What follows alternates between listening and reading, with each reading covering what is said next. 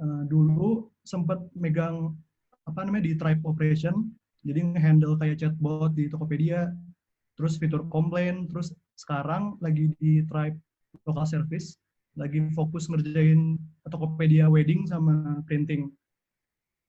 Nah,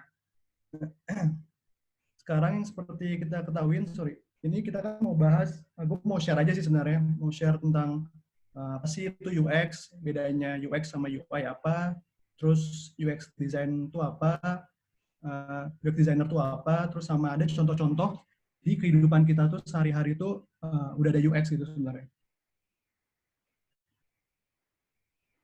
Nah, langsung aja sebenarnya apa sih UX experience tuh, user experience tuh? Nah, sebenarnya secara general tuh simpelnya uh, apa sih yang kita rasain terhadap produk yang kita pakai gitu, service. Nah, kalau misalnya contohnya nih, kalian beli produk di Tokopedia, beli barang atau apa, dan cari terus sama si seller, nah, pas barangnya dikirim itu udah excited banget. Misalnya ini kejadian corona ini, kemudian itu down, jadi kayak terus udah datang pas 2 hari kemudian si kita unboxing tuh yang kita beli, terus kita udah semangat apa barang yang kita tunggu-tunggu udah datang, ternyata pas dibuka taunya baru experience, gimana rasa kita survei.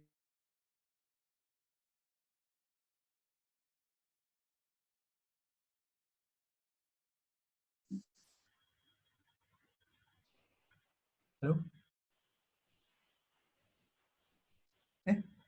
putus ya Iya nih San, kayaknya koneksinya agak koneksi orang ya, sabar.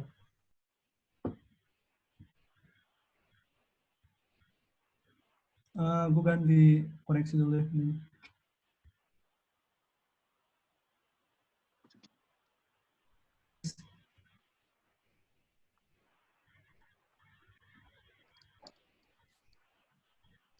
Udah share screen-nya udah nyala ya? Kelihatan nggak? Halo, kelihatan kan? Kelihatan. Oke. Nah, tadi udah jelas, tadi sempat putus nggak pas gue jelasin user experience? Ya, San, barangkali boleh diulang lagi. Ya, boleh. Jadi user experience itu apa?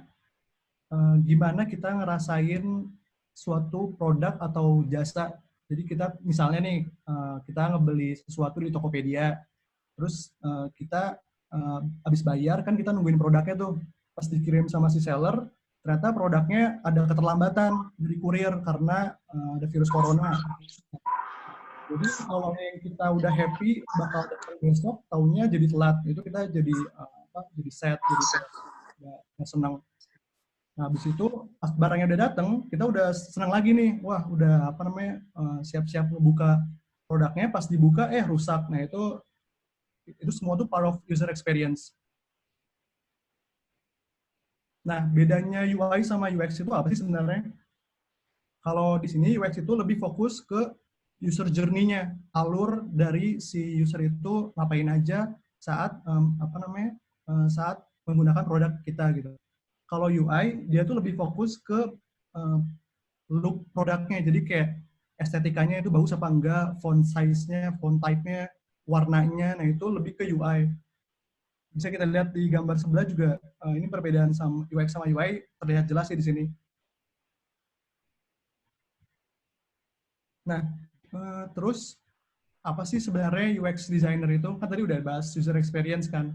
Nah, sekarang UX designer itu kita nge-investigate nih, kita cari tahu, kita ngepoin user dan menganalisa gimana sih user tuh apa yang dia rasakan, apa yang dia butuhin saat dia pakai produk kita gitu. Nah, pas kita udah dapat informasi tentang analisanya kayak apa misalnya user senang kalau misalnya dikasih fitur search kayak gitu-gitu. kita desain, habis itu kita kasih ke product development biar ntar di develop supaya ntar experience si usernya ntar makin membaik. Nah, di sini juga ada gambar diagram sweet spot UX. Jadi UX designer ini tuh kita berada di tengah-tengah antara kebutuhan user, business goal, sama technical constraints. Jadi kayak nggak semua kebutuhan user tuh mungkin kayak masih ada limitasi teknikalnya. Jadi kayak apa namanya, kalau kita mau buat fitur ini kayaknya nggak bisa, ada isu teknikalnya atau dari bisnisnya ini bakal ngerugiin perusahaan gitu-gitu. Jadi kita harus nemuin titik tengahnya antara kebutuhan user, business goal, sama technical constraint. Nah, itu sih overall kerjaan UX designer.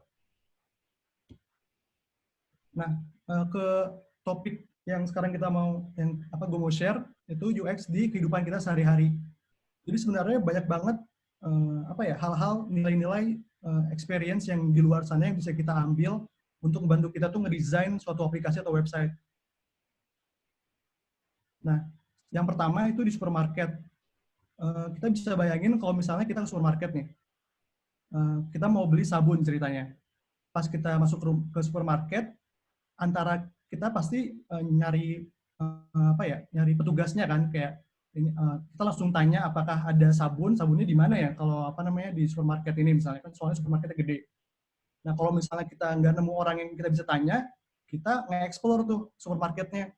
Kita jalan di lorong supermarketnya, kita ngeliatin signs kayak tulisan-tulisannya, ini misalnya section buat makanan, ini section buat kebutuhan peralatan mandi, kayak gitu-gitu. Kita cari terus sampai kita dapat sabun itu. Nah, setiap kali kita masuk ke section yang berbeda itu, kita tuh dikasih kayak informasi yang lebih spesifik. Kayak misalnya tadi kebutuhan peralatan mandi, habis itu kita ngelihat ada sampo, ada sabun, terus misalnya ada sikat gigi, ada odol. Nah, itu kita cari lagi nih sabun yang mana, kayak gitu. Nah, kalau di aplikasi juga sebenarnya sama, kita bisa implementasiin konsep di supermarket ini ke dalam aplikasi. Contohnya, nah ini kita sebut sebagai navigation system. Jadi, contoh simpelnya di Tokopedia itu, kita punya halaman misalnya dari home, kita ada halaman kategori. Halaman kategori ini tuh sama kayak di supermarket tadi, ada buku, ada section dapur, ada section elektronik, kayak gitu-gitu.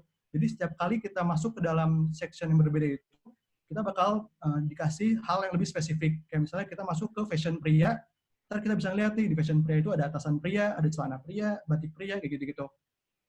Kenapa navigasi itu tuh penting? Karena kalau kita itu tuh bisa membantu user buat navigate di complex environment. Jadi kayak lebih cepat, jadi kayak nyarinya nggak pakai lama gitu. Jadi dia menyelesaikan tasnya kan mau beli sabun, itu lebih cepat. Gitu. Itu salah satunya. Nah, yang kedua, kita juga bisa lihat di mobil. Kalau di mobil ini experience-nya itu seperti yang kita tahu kan, kalau kita ngendarin mobil tuh kan bahaya kan. Udah mah kecepatannya tinggi, terus kalau misalnya kita ngantuk atau kita capek, itu makin bahaya lagi kan. Terus misalnya jalanannya kita nggak familiar lagi. Nah, itu apalagi bakalan experience kita nyetir mobil tuh lebih bahaya gitu. Nah, makanya si pembuat desain mobil ini tuh pasti mikirin gimana caranya supaya mobil ini tuh desainnya tuh aman. Dan kalau misalnya dipakai kayak tadi, use case tadi, itu pengendaranya, drivernya itu jadi ngerasa tenang sama jadi aman.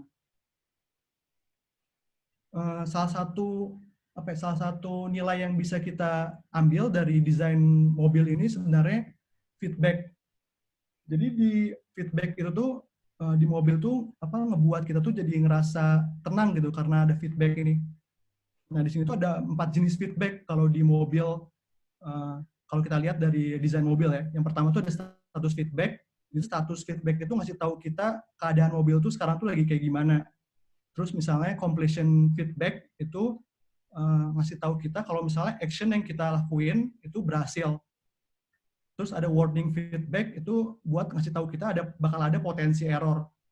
Kalau misalnya error feedback itu ntar kalau misalnya kita benar-benar ngelakuin kesalahan, dia bakal ngasih tahu ada error gitu.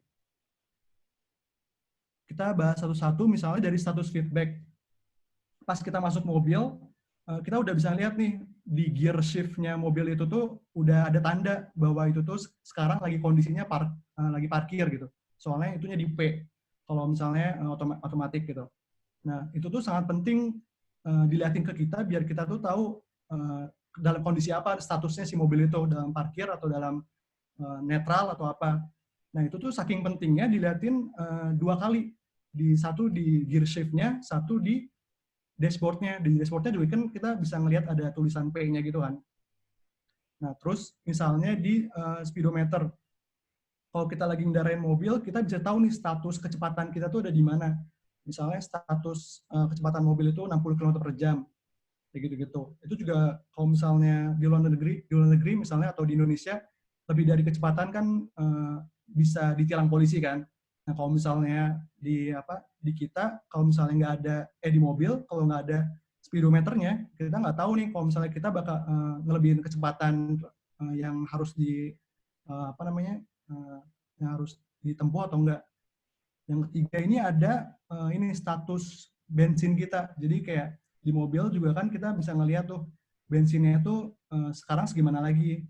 Nah, ini tuh buat kita bisa tahu nih, jadi mengantisipasi kalau misalnya kira-kira dari rumah ke kantor masih cukup nggak ya pakai bensin segini gitu. Nah, status feedback contohnya kalau kita aplikasikan ke website atau aplikasi, itu salah satunya ini misalnya aplikasi chat. Kalau misalnya status feedback di status chat yang unread messages ini nggak ada, kita jadi nggak tahu kan kalau misalnya ada chat baru yang masuk atau ada updatean apa, itu nggak tahu. Soalnya kalau tanpa status feedback kayak ini nih hijau-hijau, itu jadi kita bakal bingung user. Yang kedua, misalnya di kalender app. Di kalender app kita juga bisa tahu nih siapa yang bisa datang meeting, siapa yang nggak bisa datang meeting. Kalau misalnya kita nggak dikasih tahu status mereka bisa datang atau enggak, kita kan jadi nggak tahu kan ini meeting harus di reschedule apa kayak gimana. Nah, ini penting status feedback itu buat ngasih tahu. Di sini showing status clearly and directly is crucial buat nge-save waktu orang. Jadi kayak nggak perlu tadi kayak nggak perlu nyari satu-satu mana yang ada message baru misalnya tanpa ada status. Walaupun walaupun misalnya kalau nggak ada hijau-hijaunya emang lebih clean sih, lebih desainnya lebih rapi misalnya tapi itu bakal merusak usability banget sih. Yang kedua misalnya completion feedback. Nah, kita juga kan sadar kalau misalnya setiap kali kita nyalain mobil, nge-starter mobil, nah itu kita bisa ngedengerin suara mesinnya kan suara mesinnya nyala gitu kan. Terus abis suara mesinnya nyala, dashboard kita kan kayak nyala juga kan, kayak hidup gitu. Sama kalau misalnya kita udah jalan sebentar, otomatis pintu itu kekunci. Nah, ini tuh penting juga nih kalau completion feedback itu buat si user tahu kalau mobil itu tuh udah siap buat dijalanin kayak gitu. Ini saking pentingnya door lock ini, dia dibuat otomatis. Jadi kayak user tuh nggak perlu khawatir gitu, udah langsung tahu oh udah kekunci gitu. Nah, kalau misalnya kita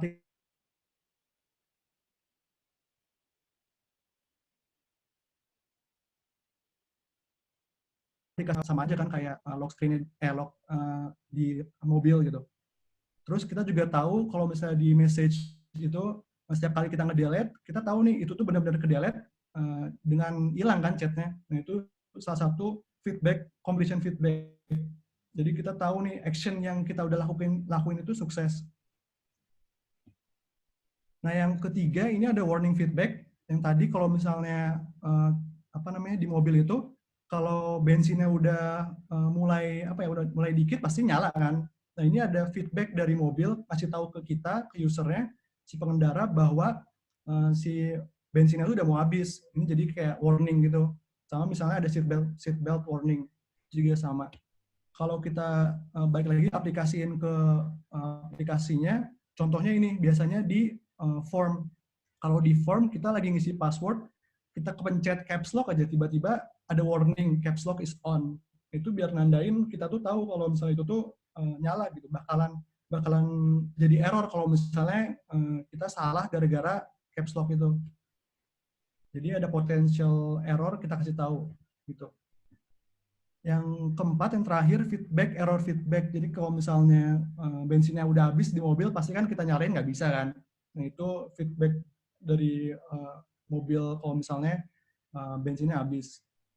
Kalau di interface sendiri biasanya yang paling familiar sih di form juga sama, itu misalnya ada inline validation, jadi kayak misalnya zip code-nya itu salah, atau misalnya ini email address-nya salah, dikasih error juga. Dan sebenarnya error tuh kan emang ngebuat frustasi ya, jadi kayak user tuh kadang kalau misalnya kena error tuh kayak, nah ini kenapa sih, kayak jadi kesel gitu. Tapi kalau kita bisa kayak nge-prevent itu dengan warning feedback tadi, dengan kita ngasih misalnya tadi bensinnya udah mau habis nih, jadi kayak ancang-ancang biar dia tuh nggak dapet error kayak gitu. Nah itu dari mobil. Yang terakhir, yang dari mobil, kita bisa lihat nih semua mobil itu kalau dilihat-lihat sama semua design language-nya. Jadi kayak bentuknya, terus simbol-simbol yang ada di dalam mobil, kayak simbol apa namanya bensin pasti kayak gitu misalnya. Terus ada simbol AC, ada wiper, itu tuh sama semua di dalam mobil. Itu tuh dibuat itu agar semua tuh konsisten. Jadi kalau misalnya kita beli mobil baru atau minjem mobil orang yang belum pernah kita pakai, kita tuh udah apa ya, udah terbiasa gitu. Kita nggak perlu belajar lagi kalau misalnya mobil itu sebenarnya sama semua. Konsisten juga sebenarnya nggak cuma di simbol, tapi bisa juga di lokasi tempat ininya, struktur penempatannya. Misalnya kayak ini ada gas, ada rem, ada kopling kan. Nah ini tuh urutannya tuh selalu gini, kopling, rem sama gas. Kalau misalnya bayangin ini kalau misalnya ditukar rem sama gas itu bisa bahaya, bisa merusak experience user pas biasanya si user ngegas malah jadi ngerem, itu jadi kacau sih. Makanya itu butuh konsistensi. Nah, kalau misalnya di aplikasi, kita bisa lihat nih di hampir semua jenis e-commerce, Tokopedia, Lazada, Shopee, gitu-gitu punya hampir interface desain yang sama. Emang ini tuh karena apa? Ya biar usernya terbiasa gitu sama desain e-commerce tuh sebenarnya gini-gini aja, nggak beda, jadi nggak perlu belajar lebih lagi. Jadi kayak apa si user itu bisa lebih cepat belajarnya kalau menggunakan aplikasi yang serupa gitu. Dan di Tokopedia sendiri itu kita udah punya design system. Jadi kayak semua environment fitur-fitur Tokopedia itu tuh udah kita pastikan bisa sama, udah konsisten gitu dari ikonnya, dari warnanya gitu-gitu. Kita udah punya guideline sendiri. Contohnya itu. Nah, yang ketiga kita bisa lihat juga experience ketika kita berada di rumah. Misalnya nih, kita ngelihat 6 saklar kayak gini kan di dinding gitu. Terus kita tahu nih ini salah satu saklar ini tuh buat nyalain lampu. Jadi kita bisa berasumsi bahwa semua saklar yang di kanan-kanannya ini itu berarti buat nyalain lampu kan. Kalau misalnya salah satu aja, kayak di rumah gue, itu salah satu tuh ada yang buat nyalain kipas. Otomatis kan kayak gue selalu salah tuh pas setiap nyari ini kipasnya mana ya, apa namanya, saklarnya, terus kayak ya udah selalu salah, selalu nyoba-nyoba gitu. Nah, alangkah bagusnya kalau misalnya kayak gini, kita mending pisahin. Nah, teknik ngemisahin ini, struktur ini itu disebut grouping. Jadi kalau misalnya ada satu fungsi yang berbeda, lebih baik kita pisahin. Jadi ini misalnya buat lampu, di sini buat kipas tadi. Nah, ini tuh fungsinya biar orang tuh cepat ngingetnya gitu. Kalau misalnya dia udah tahu misalnya yang kipas tuh yang pasti yang sendiri kayak gitu. Jadi grouping itu sebenarnya penting juga buat ngaruhin ke experience user. Nah, terus kalau misalnya kita aplikasiin ke aplikasi itu di mana sih? Nah, kalau misalnya ini gue ngambil dari contohnya Microsoft Word. Dari Microsoft Word itu kita bisa lihat nih, kayak ini ada grouping buat ngedit teks. Ini grouping juga buat layouting. Misalnya di sini juga ada subgroup buat alignment. Di sini juga ada subgroup buat warna-warna fontnya gitu. Jadi ini tuh udah dipisah-pisah gini tuh karena emang di grouping mereka buatnya tuh biar mudahin user mengingat tempat-tempatnya gitu sih. Itu contohnya di Microsoft Word aplikasi. Nah, ini yang terakhir, kalau misalnya ada nilai yang bisa kita ambil dari saat kita berada di restoran misalnya. Nah, misalnya nih pas di restoran kan kita biasanya, kalau misalnya di restoran kita kan misalnya mau mesen kan, terus pelayannya datang nanyain apa namanya, mau pesen apa gitu. Terus misalnya itu tempat steak gitu, kita mesen steak kan. Habis kita mesen steak, si pelayannya nanya lagi kayak gimana, dagingnya mau medium atau mau well done atau mau apa medium rare kayak gitu-gitu. Terus kita jawab lagi, kita pengen medium misalnya. Nah, terus kita ditanya pelayanan lagi kan, misalnya mau French fries pakai salad atau pakai onion rings misalnya. Nah, kita jawab pakai French fries. Nah, ini tuh sebenarnya adalah teknik juga buat buat experience user tuh lebih mudah. Ini tekniknya itu namanya progressive disclosure. Di sini tuh tekniknya itu buat nge-manage complexity. Jadi orang-orang yang apa namanya, orang-orang yang kayak user itu tuh di-guide biar mereka tuh nyelesain tas-tas kecil dulu dan eventually bakal kompleks task gitu. Jadi si user itu tuh nggak overwhelmed sama pilihan kalau misalnya dia dijembrengin menu gitu. Jadi gunanya juga progressive disclosure itu biar mempercepat decision making user. Kita bisa lihat di sini contoh aplikasi Airbnb. Setiap kali kita mau daftarin ruangan kita misalnya disewain, kita tuh bakal ditanya banyak banget form kayak itu tuh tempatnya apa, berapa, guestnya buat berapa, kayak gitu-gitu, itu tuh formnya panjang. Tapi mereka motong-motong stepnya itu jadi beberapa step, sehingga user itu tuh nggak feeling overwhelmed gitu. Ini contohnya, nih misalnya kalau kita dijambrekin satu menu, pasti kita kayak bingung gitu. Ini apa namanya, kita milih apa ya, kayak bingung gitu. Tapi kalau misalnya kita ada yang nge-guide, apa namanya, ini pertama ditanya ini maunya apa, terus mau pakai ini atau enggak, gitu-gitu, itu bantu banget sih buat user.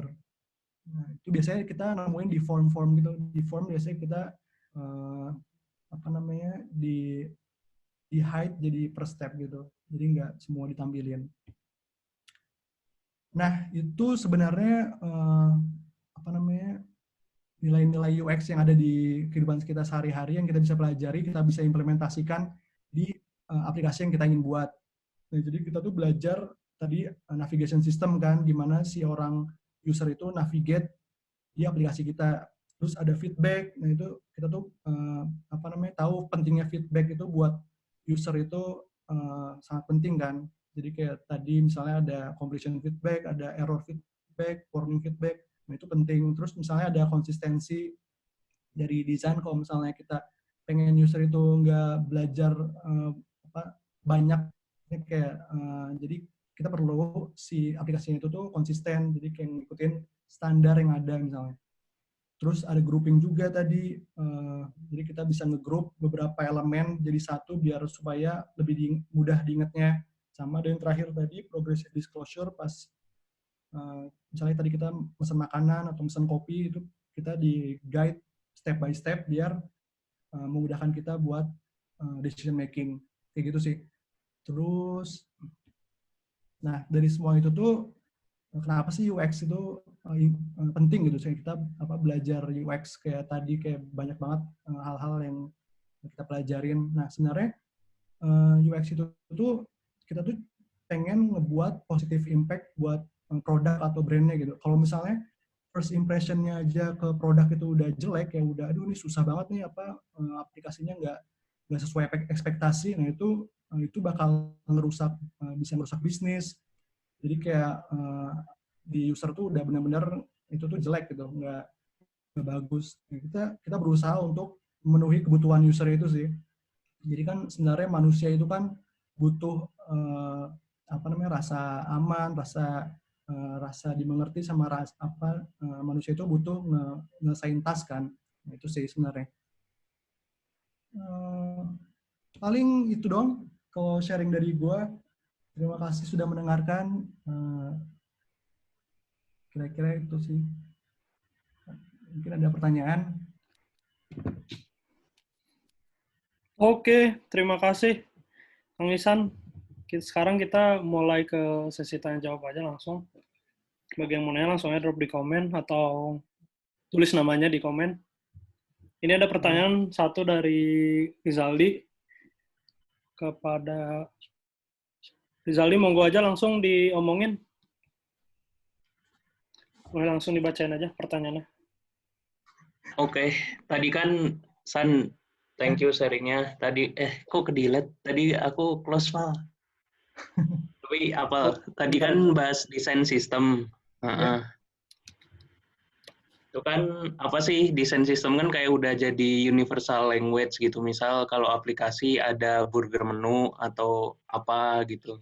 Atau kalau komputer, OS komputer jenisnya pakai window dan lain-lain. Nah, itu kan berarti udah menseragamkan biar user familiar kan. Tapi gimana caranya sih membuat suatu breakthrough dalam desain sesuatu yang baru tanpa tapi tetap membuat user familiar gitu. Minta tolong kasih contoh use case-nya aja yang pernah diaplikasikan di Tokped atau kerjaan lain misalnya. Ada nggak yang sesuatu desain yang sebenarnya belum pernah bukan kalian terinspirasi dari aplikasi lain, misalnya kan kalau menu menu kayak super app kan semuanya juga super app kayak di Cina, tapi misalnya menu lain yang nggak pernah ada tuh apa breakthrough-nya gitu, dan bagaimana kalian ngetes itu ke user gitu, dan penerimaan usernya gimana? Baik, baik. Itu langsung jawab kan. Sebenarnya kalau masalah apa ya, desain yang baru kayak back to inovasi itu kayaknya kalau gue ya selama di Tokopedia belum ada kayak benar-benar desain itu tuh kita lebih ngikutin guideline, ngikutin yang di market itu tuh kayak gimana, yang sekarang tuh kompetitor tuh kayak gimana. Soalnya kadang kalau misalnya apa ya, kita harus hati-hati nih kalau misalnya kita mau ngebuat desain yang benar-benar baru ya, yang benar-benar user itu belum pernah tahu, misalnya kayak kayak iPhone gitu, kayak revolutionary banget gitu, jadi kayak benar-benar nggak ada, itu kita harus hati-hati sebenarnya. Soalnya user itu tuh balik lagi sih ke usernya, butuhnya tuh sebenarnya emang butuh desain yang apa ya, yang udah familiar cukup, atau yang kita butuh inovasi gitu.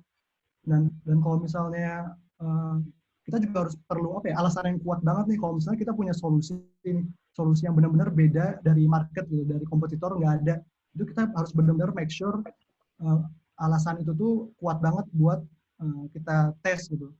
Kalau misalnya kita nggak punya alasan yang kuat, kayak kita nggak ini sih, kayak nggak bakal ngejalanin solusi itu walaupun kayak memang benar-benar baru gitu, karena itu bakal ngerusak apa ya, experience-nya gitu.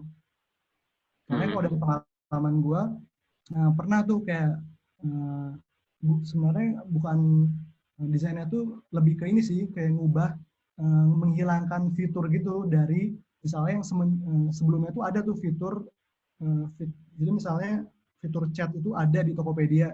Nah itu tuh gue coba hilangin, maksudnya kayak dengan alasan apa gitu. Nah itu tuh pas kita coba, berdampak ke usernya tuh gede banget. Jadi kok tingkat komplainnya tuh langsung naik banget gitu. Jadi itu tuh kayak apa ya, ya bahaya aja gitu kalau misalnya kita ngebuat sebuah apa namanya, inovasi yang buat user itu jadi jelek gitu impressionnya ke kita. Itu sih, jadi kemungkinan ya ini sih, jarang aja kita buat inovasi di dalam desain kalau di Topet ya. Oke. Thank you, San. Udah cukup, Aldi? Cukup setuju. Kayak contohnya Snapchat kan aneh desainnya. Terus Instagram lebih biasa, lebih gampang diterima langsung. Nah, itu satu faktor sih, banyak faktor lainnya. Contoh bagus itu. Oke, mungkin dari teman-teman ada yang mau nanya lagi atau mau nambahin jawabannya? Mungkin ada yang udah lebih tahu atau punya pengalaman lain.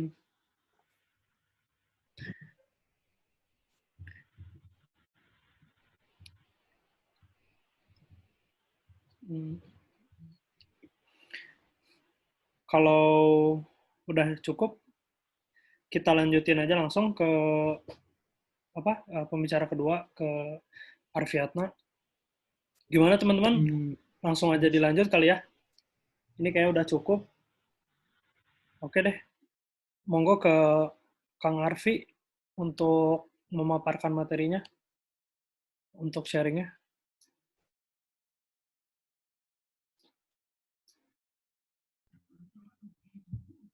Oke. Halo semuanya. Halo. Dilanjut ya. Ntar, kemana nih?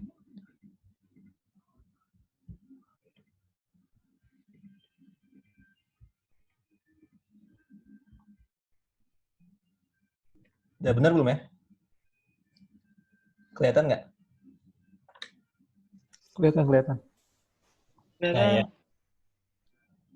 Nah, tadi kan Ihsan langsung mulai aja ya. Semuanya. Tadi kan Ihsan udah ngejelasin soal apa itu UX, terus apa sih faedahnya UX buat kita.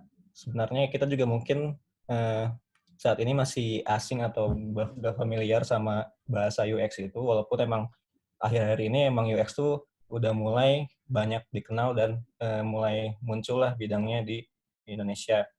Terutama dengan menjaringnya banyak-banyak startup yang muncul dan banyak-banyak aplikasi yang memudahkan hidup kita. Nah, lalu dari situ kan sebenarnya kalau tadi saya nyontohin bagaimana contoh-contoh di dunia nyata kita bahwa setiap produk, setiap benda itu ada experience-nya atau pengalaman yang kita dapat dari benda tersebut. Lalu bagaimana sih seorang desainer tuh ngebikin produknya itu untuk bisa pas untuk usernya. Nah, ada yang namanya design thinking. Nah, sebelum ke sini, gue mau ngejelasin dulu soal mindset yang banyak di kita tuh masih ketukar. Jujur gue juga waktu pertama kali jadi UX designer, waktu masuk di Tokopedia dan bener-bener jadi role UX, bahkan even gue pun nggak tahu sebenarnya arti desain tuh apa gitu. Karena yang kegambar oleh gue tuh, kalau kita dari dulu kan ngomongnya orang yang jago desain tuh yang jago gambar kan. Yang jago gambar, jago ngelukis, jago apa. Ternyata sebenarnya desain dan gambar dan itu tuh beda. Jadi ada yang namanya desain, ada yang namanya art, seni. Nah, perbedaannya apa nanti kita akan lanjutin nih. Nah,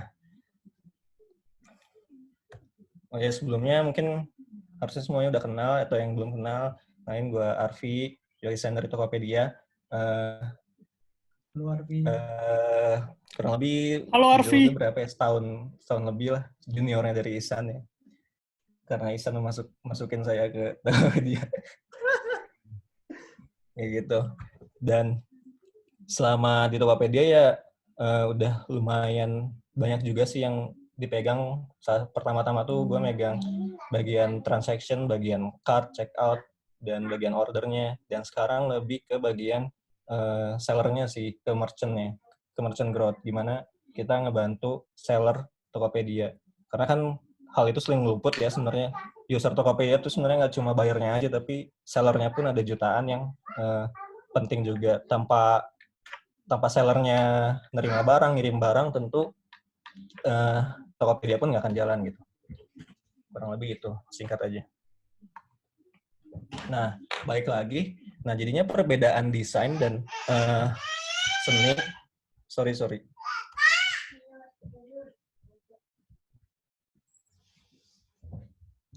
Dan ada anak kecil ya. Perbedaan desain dan seni itu apa? Sebenarnya desain itu bukan ngegambar, tapi desain itu adalah memecahkan masalah.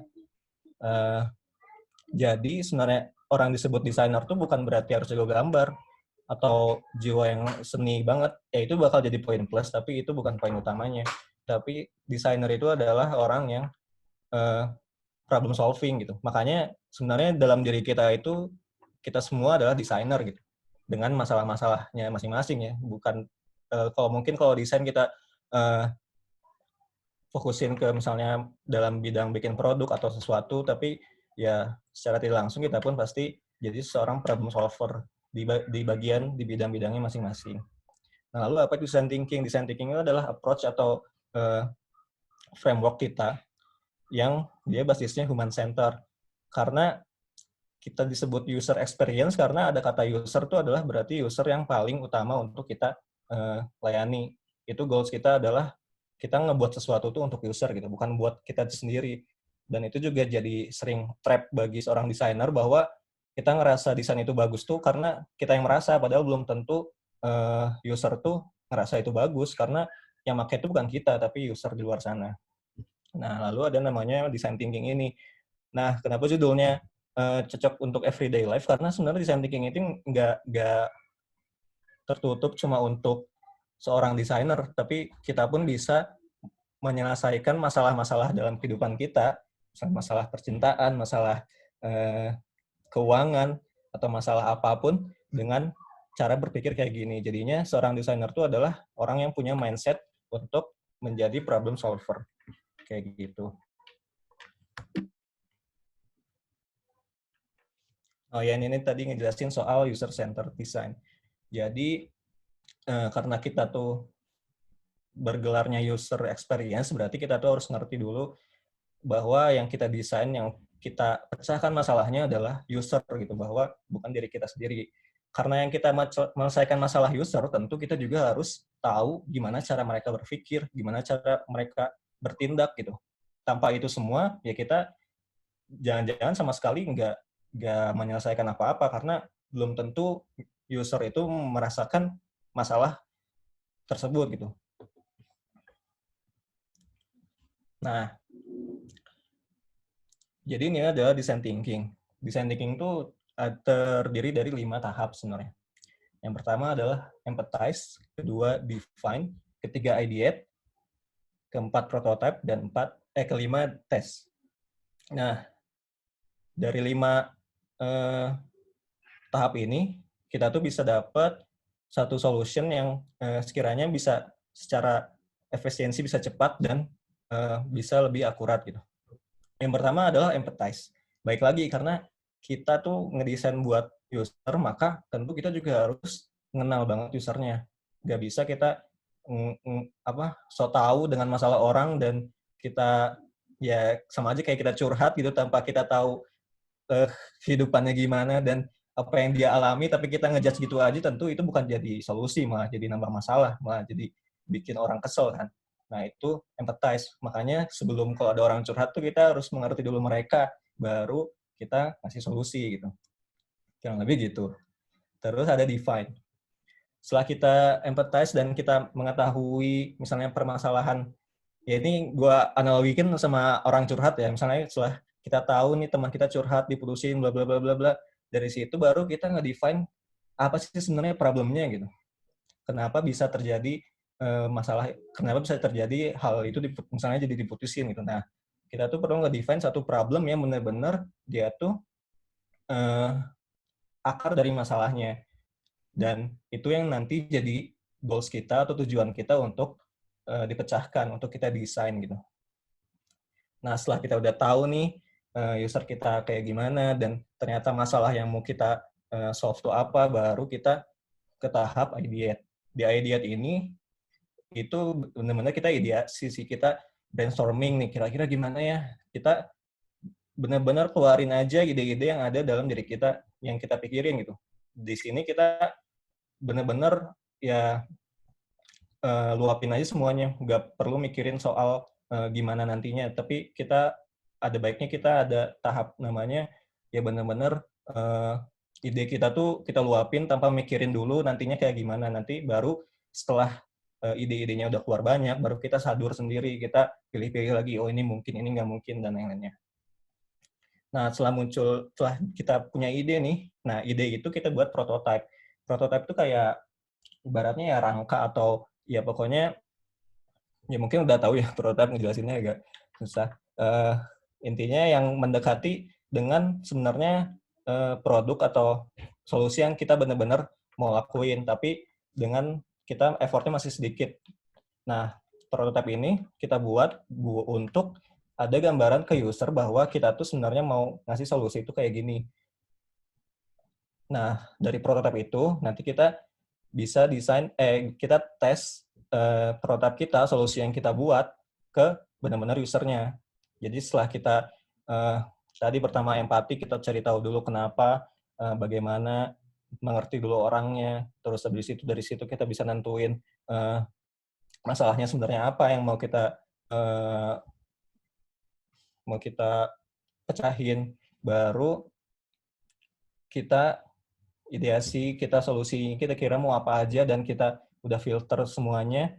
Terakhir, selanjutnya kita prototype solusinya dan kita tes. Nah, ada 5 hal ini ya. Nah, di sesi sharing ini, gue juga mau ngejelasin satu-satu kalian ya. Balik lagi ini namanya juga sharing ya. Ini bukan berarti gue lebih pintar, cuma berbagi aja. Nah, kita bakal lewatin satu. Nah, yang pertama, empathize with people. Nah, kita tuh, ini hal yang paling penting sebagai desainer atau apalagi UX designer, yaitu empati kita gitu terhadap user kita. Tanpa ini, ya kita bakal miss dalam ngasihin solusi atau ngebuat sesuatunya. Nah, contohnya, misalkan nih, gua mau ngebuat aplikasi yang ngebantu orang untuk naik bis. Nah, tapi ternyata guanya sendiri nggak pernah naik bis gitu. Bagaimana gue bisa tahu apa masalahnya dan solusinya kalau gitu tanpa gue nggak ngerasain sama sekali sebenarnya apa yang mereka rasain saat naik bis. Bahkan kita belum tahu apakah sekarang ini orang naik bis itu nemuin masalah atau enggak gitu. Nah, makanya kita tuh harus benar-benar hidup dari kacamatanya dia gitu. Kita ngerasain langsung gimana sih rasanya naik bis, gimana sih ya susahnya dan enaknya, atau apa sih ada masalahnya atau enggak. Terus ya pokoknya kita benar-benar nyemplung di dunianya kayak gitu. Salah satu contohnya mungkin di Tokopedia, gue kan megang seller nih, dan secara ya gue juga sebenarnya bukan jadi sebagai seller penjual di dunia nyatanya kan. Nah, tapi bagaimana sih cara kita benar-benar bisa tahu apa sih yang seller butuhin atau penjual butuhin, seller online di Tokopedia tuh yang butuhin tuh apa. Nah, makanya kita ngelakuin empathize ini. Empathize ini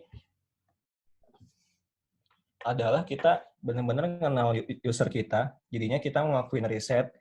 Kalau waktu itu gue datengin ke tokonya, ngeliat sehari-hari mereka tuh saat manage tokonya gimana sih, cara kurirnya datang gimana, cara nge-packingnya gimana, cara mereka make Tokopedia-nya gimana. Nah, kita perhatiin dan kita lihat. Dan dari situ kita dengerin keluh kesah mereka aja. Kayak, oh ini ngerasa ini lemot, ini sulit, dan lain-lain. Nah, dari situ baru kita ada gambaran terhadap user kita sendiri.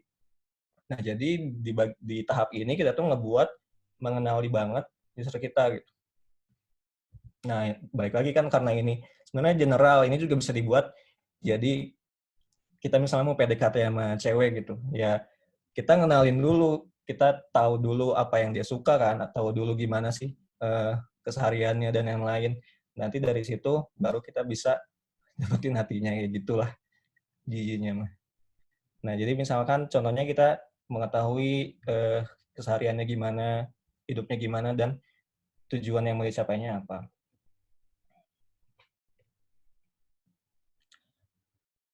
Nah, empati ini benar-benar bisa disebut juga heart of design, great design, karena ini benar-benar penggerak utamanya suatu desain itu benar-benar enak dipakai atau enggak, karena yang makainya adalah user gitu. Dan semakin kita kenal usernya, semakin kita tahu kebutuhannya apa, maka semakin dipakai juga aplikasi kita. Contohnya kan even sekarang kalau misalkan Instagram itu kan malah aplikasinya jadi habits banget kan buat kita. Even kita ngebuka Instagram Story itu bukan karena kebutuhan, karena itu kebiasaan aja gitu. Kita nggak butuh-butuh amat buka story-nya kan, tapi ngerasa satisfying aja kita nge-swipe kayak gitu kan. Nah, itu tuh bener-bener yang udah bener masuk ke psikologis kita juga. Jadi ya emang desain itu ya bener-bener ada faktor kita mempelajari psikologi orang, mengenal orang itu kayak gimana gitu. Nah, makanya penting banget buat kita nge-define user yang kita bakal desain itu. Sebenarnya ini agak general juga mungkin karena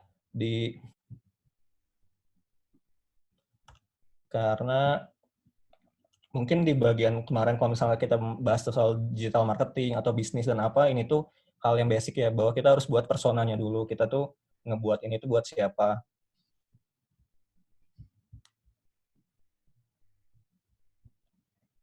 Nah, jadi kayak misalnya namanya, umur, pekerjaan, lokasi, dan misalnya relationship statusnya apa. Lalu kita bisa lebih deep lagi untuk kepoin orang tersebut, mengerti orang tersebut dengan ya kita cari tahu personality-nya kayak gimana, apa yang dia suka, dan sebenarnya apa tujuannya, kayak gitu.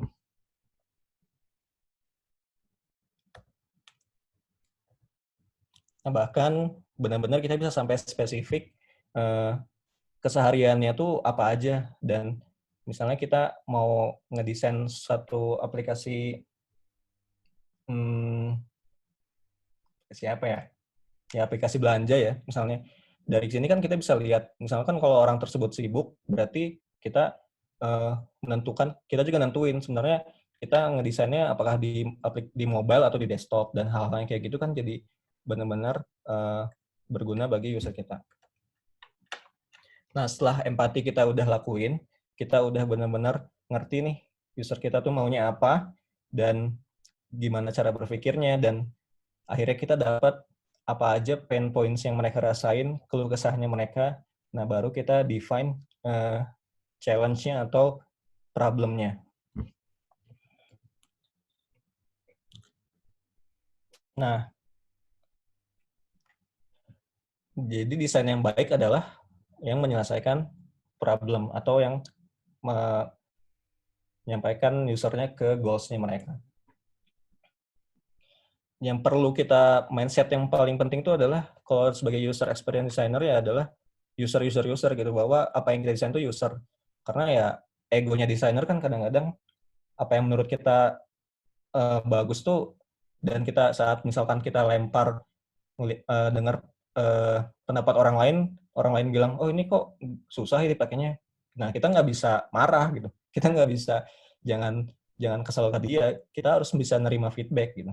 Tapi kita juga harus bisa pertahanin argumen kita kenapa kita ngedesain sesuatu itu seperti itu.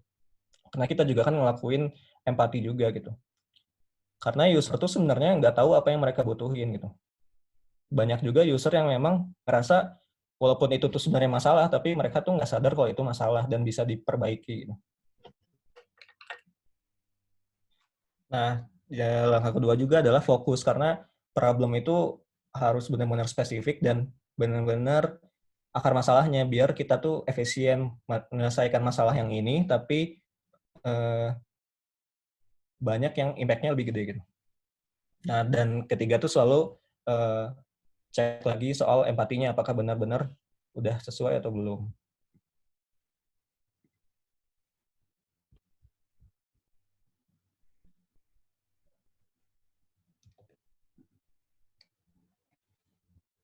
Nah, ada cara kita yang ngebantu buat define problem ini.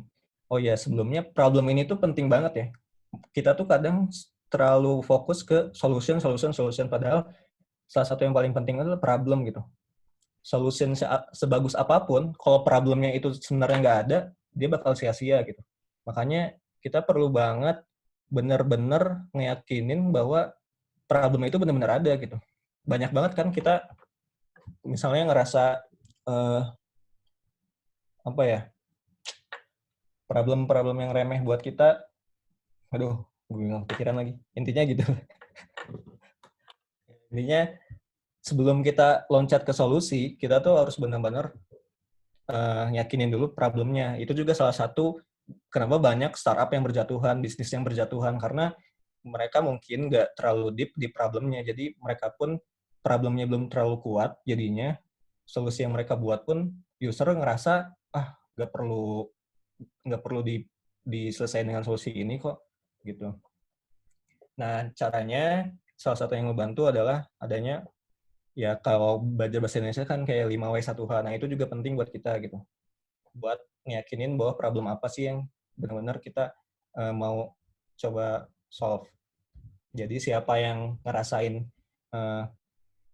siapa yang nge-experience problemnya itu sebenarnya apa, di mana, dan kenapa itu penting, itu tuh perlu kita jawab pertanyaan-pertanyaan seperti itu.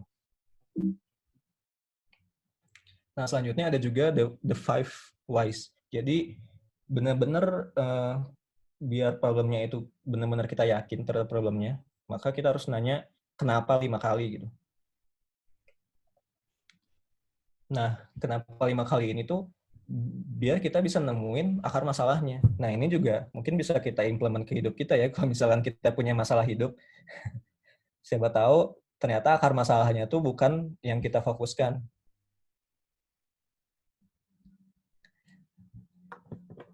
Jadinya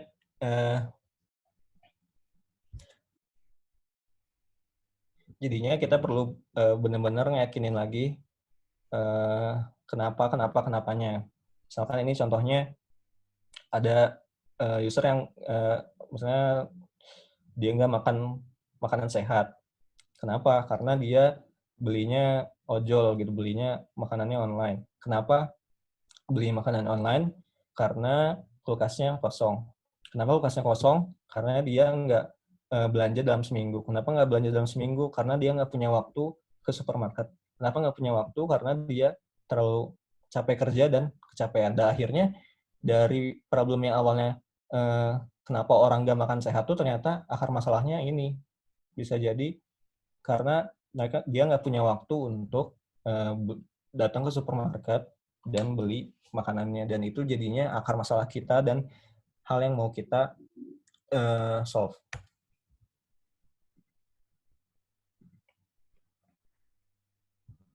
Nah, ini juga hampir sama kayak tadi ya, bahwa kita perlu nulis apa problem yang mau kita solve dan kenapa itu penting. Contohnya ada problemnya adalah kita mau cari freelance ngajar di HP. Kenapa penting? Karena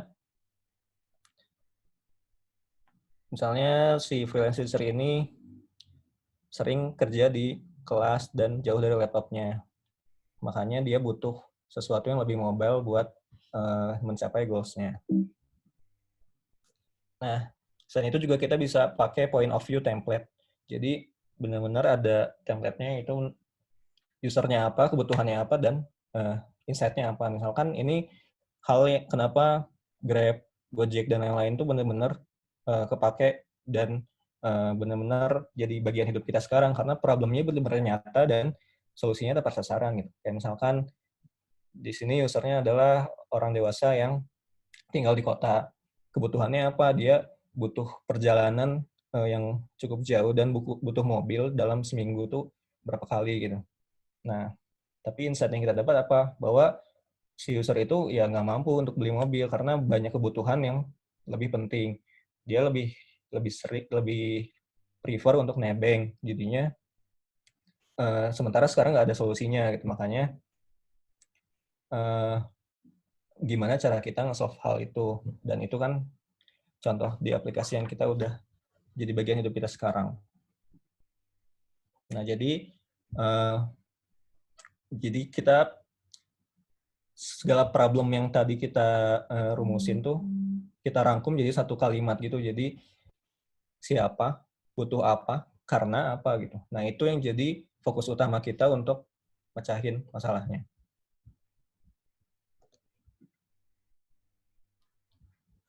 Nah, selanjutnya setelah kita udah punya masalahnya yang benar-benar akarnya dan secara ringkas, nah kita baru brainstorming soal idenya.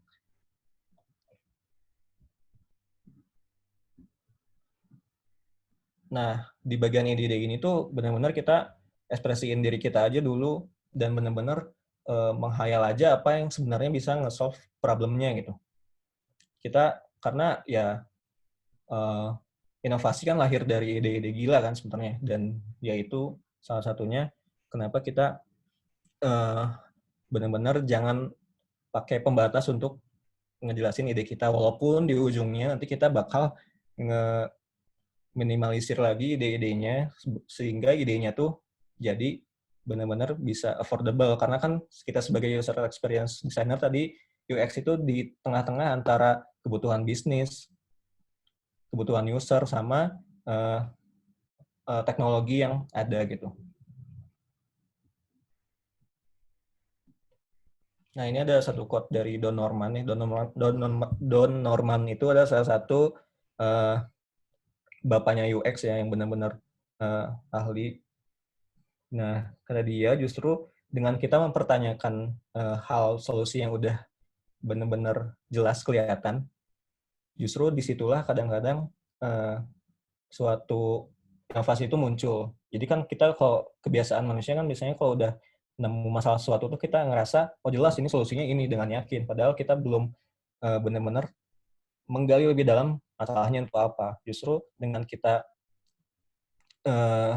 nge-solve yang benar-benar kita rasa sebenarnya itu udah jelas, tapi ternyata kita masih bisa nemu nih solusi lagi yang lebih baik dari hal itu. Nah ini ya, jadi kita benar-benar lempar ide kita. Misalnya kalau misalnya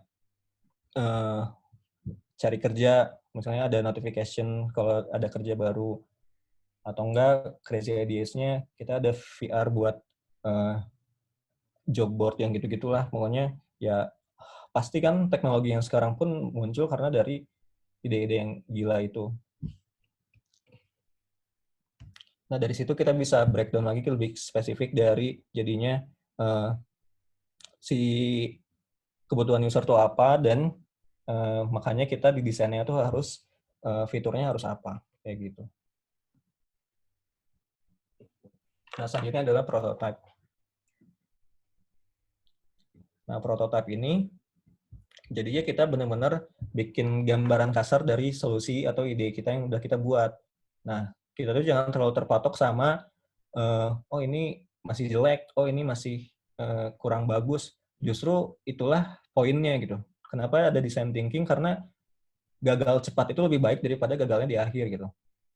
Secepat kita mungkin gagal, maka ya secepat mungkin juga kita berhasil, daripada kita udah bikin satu aplikasi udah utuh, baru kita tes, ternyata oh ini nggak kepake, jadinya kita ngulang lagi, dan itu lebih capek lagi. Tapi kalau kita misalkan dari prototipenya pun kita udah tahu ada yang ngerasa salah, baru kita bisa ngulang siklusnya dengan lebih cepat.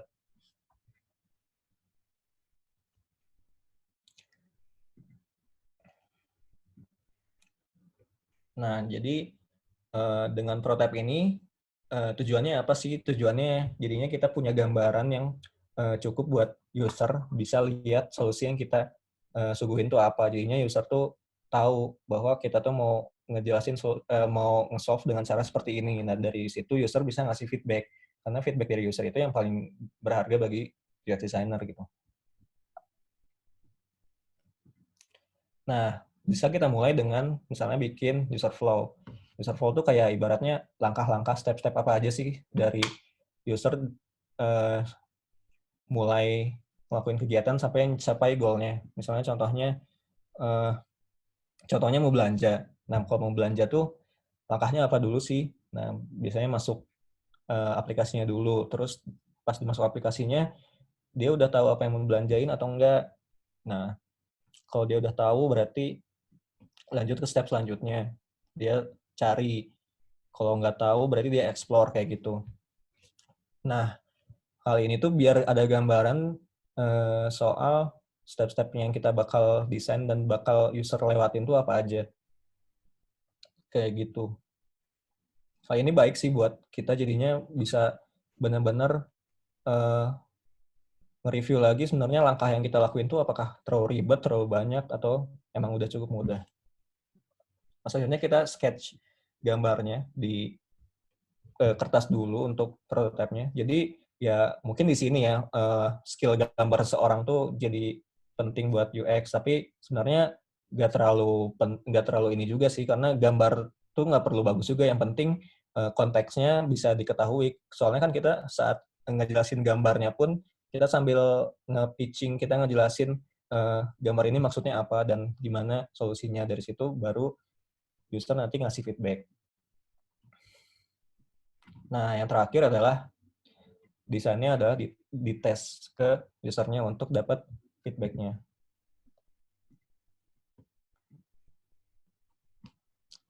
Nah, solusinya itu ya pertama kita pitch dulu, kita jelasin dulu apa yang kita buat, dan di situ tuh benar-benar kita harus cuma merhatiin dan belajar dari user kita. Jangan sampai kita ngeyel kalau misalkan kita ngasih tahu, Pak ini gini, kita malah marah gitu saat orang tuh nggak ngejalanin apa yang nggak kita lakuin, yang kita pengen lakuin.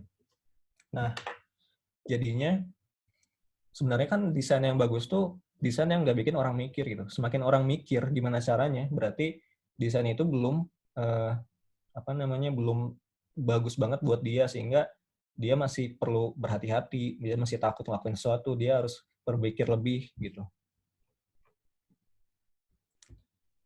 Nah, di sini ya tujuannya adalah kita untuk dapat feedback-nya. Untuk apa ya? Untuk kita iterasi lagi. Saat kita dapat feedback-nya, kita bisa perbaiki lagi. Dan itu terus siklus yang bakal berjalan. Nah, di ngelakuin tes juga kita ya nanyain satu pertanyaan, ada feedback. Sebenarnya closed question agak kurang baik sih kalau pertanyaan tertutup. Soalnya kalau kita nanya orang nih, misalnya kita ngedesain sesuatu, pas kita nanya orang, ini bagus nggak mas? Ya bisa jadi orang itu ngomong bagus karena nggak enak ke kita gitu. Makanya sebenarnya closed question nggak perlu kita tanyain sih harusnya. Tapi open question yang perlu kita tanyain. Kayak misalkan, ya, how did you navigate to payment screen? Gimana cara tunjukin dong gimana dari halaman utama terus beli itu gimana. Nanti kita bisa lihat nih orang itu bingung atau gimana gitu. Dari situ kita bisa catat dan tahu feedback-nya apa. Dari situ kita sadur lagi ada feedback positifnya apa dan negatifnya apa, kayak gitu. Capek juga ngomong. Intinya seperti itu. Udah selesai sih. Jadi design thinking itu adalah satu framework mindset kita untuk mecahin masalah. Dan balik lagi ya, ini mungkin relate banget sama UX design, tapi sebenarnya masalah untuk seharian kita pun sebenarnya kita bisa lakuin dengan hal ini gitu. Kayak tadi 5 whys, kayak tanya kenapa 5 kali. Misalkan kita lagi galau mau belanja apa, kita tanya dulu kenapa butuh, kenapa, sampai akhirnya kita dapat jawabannya. Jadinya ya walaupun gua rasa sih di bidang apapun juga tentu kan melibatkan problem solving, dan ya ini mungkin bisa jadi insight buat kalian juga, caranya misalnya dapat problem di kerjaan apa, dia kalian bisa lebih tahu apa yang harus dilakuin dulu sebenarnya. Yang pertama adalah empathize dulu, jangan saat ada problem langsung kelabakan nyari solusi dan bla bla bla, tapi yang perlu penting untuk diperhatikan kan saat ada problem kita kenalin dulu problemnya biar kita lebih ngerti apa yang harus kita lakuin selanjutnya. Kayak gitu sih, kurang lebih. Maaf kalau bahasanya aneh-aneh ya. Dan ya kurang baik. Kalau misalnya ada pertanyaan, baikin lagi ke Opang. Oke, terima kasih Arfi. Materinya menarik banget. Mungkin kita juga banyak yang baru tahu ya, ternyata desain itu bukan jago gambar, tapi jago memecahkan masalah. Ini baru tahu juga sih. Maksudnya arti sesungguhnya ya. Iya, iya. Ini kita punya, ada yang 3 nih yang nanya di kolom chat. Pertama dari Idam. Dari Idam, monggo langsung aja Mas Idam nanyanya. Oke. Aja, Oke, disampaikan sama Nova. Oh enggak ya, saya berarti. Ya. Oke, thank you buat ilmunya. Langsung aja ke pertanyaan. Tadi kan Arfi bilang posisinya megang ke merchant, bisa dibilang megang ke merchant ya?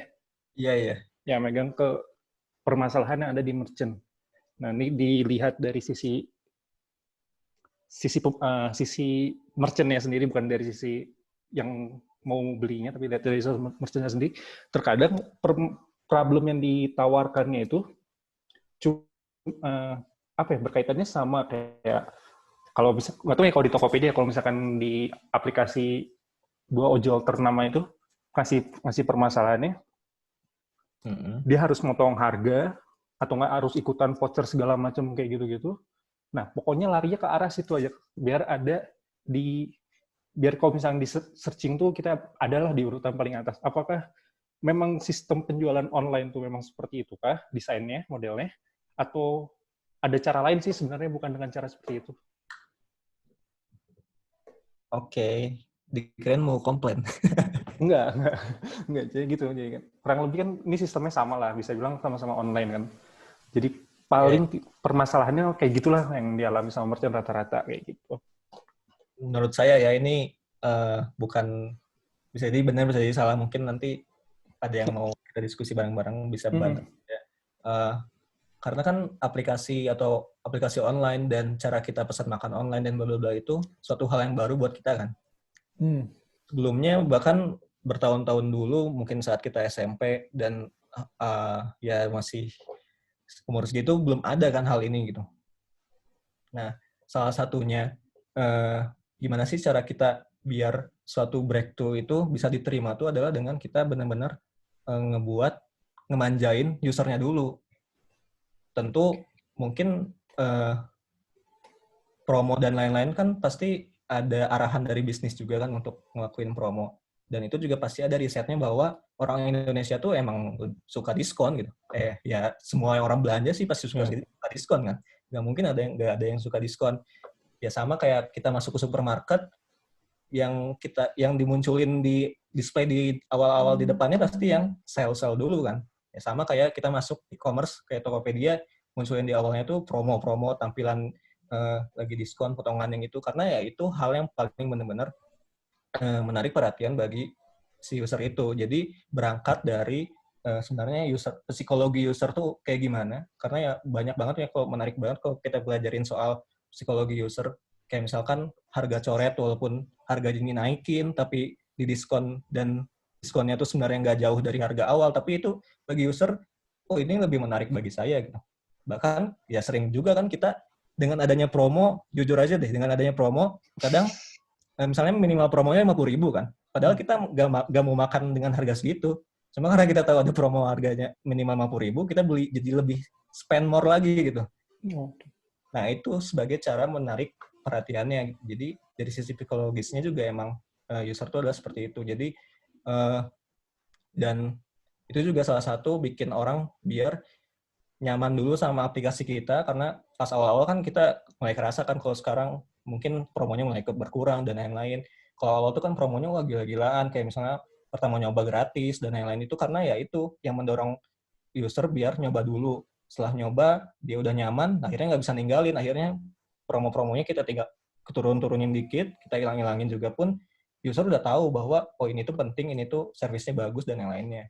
Kayaknya itu cara paling mudah buat promosi. Kayak gitu. Kalau diurutin kan itu berarti itu bisa dibilang urutan pertama tuh, senjata pamungkasnya. Nah, ke nomor 2-nya apa gitu? Ada lagi nggak selain dengan cara itu, psikologi selain itu? Untuk apa ya misalnya? Untuk menarik perhatian user ya? Iya. Apa ya? Mungkin bisa brainstorm bareng. Kalau ada sini orang yang berkecimpung di bisnis. Mungkin dari teman-teman nih ada yang mau sharing juga nih. Mungkin pernah atau tahu nih kepikiran ide tentang cara promo efektif kedua selain diskon. Mungkin ada yang punya toko, mungkin di sini ada yang jualan jasa, gitu yang paling. Tapi paling umum sih itu kan, kita ngasih dulu testernya, biar orang nyoba dulu. Dari situ kita ngebangun dulu kepercayaannya, kayak gitu sih. Untuk lainnya apa ya? Kalau kalau case di Idam nih kan, misalkan dia jualan di mana sih, di aplikasi Gojek kan.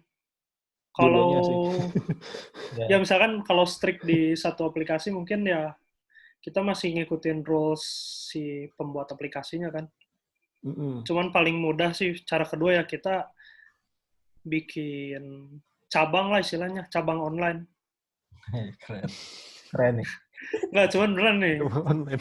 Tahu aku ya, Bisa dipaduin sama ilmu-ilmu lain, kayak misalnya kan kemarin kan sosmed gitu ya. ya digital marketing, jadi kita bisa promote lebih banyak.